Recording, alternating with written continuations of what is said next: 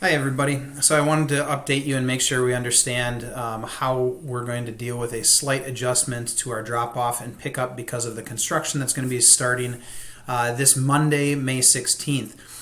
So here is the typical pattern that we've been making use of for drop-off and pickup at the end of the day.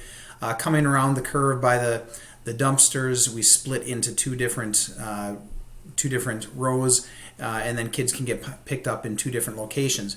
We're going to do something kind of similar, but here's the issue. This area closest to the main church doors is going to have some construction equipment that's being dropped off at some point on Monday. And so we're going to just put some cones out here to completely block off that entryway in terms of driving. Kids are still going to be able to use this, what I'm shading here in yellow, that part of the sidewalk to come in the main school doors.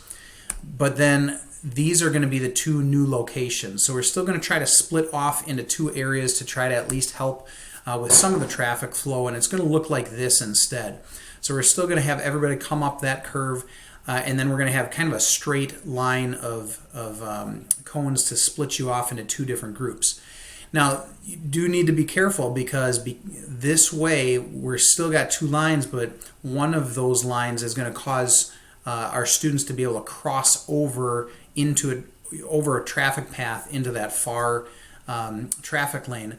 So regardless of which lane you're coming in, please slow down. We're going to try to have an extra person out there to help watch for that and monitor.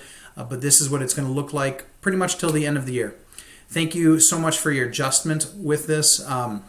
Speaking of adjustments, one other thing that could be done to alleviate some of this, because it'll probably get backed up a little bit, is simply by dropping off in the back, or when you come to pick up in the back lot as well, which also means you're going to need to come in to get your children if you do that.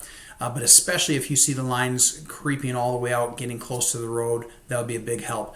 Preschool parents, as we've done all year, we're asking you to park down in the lower lot and walk up, or park in the back parking lot and bring your children in that way. Thanks again for your help with this. God's blessings on your day.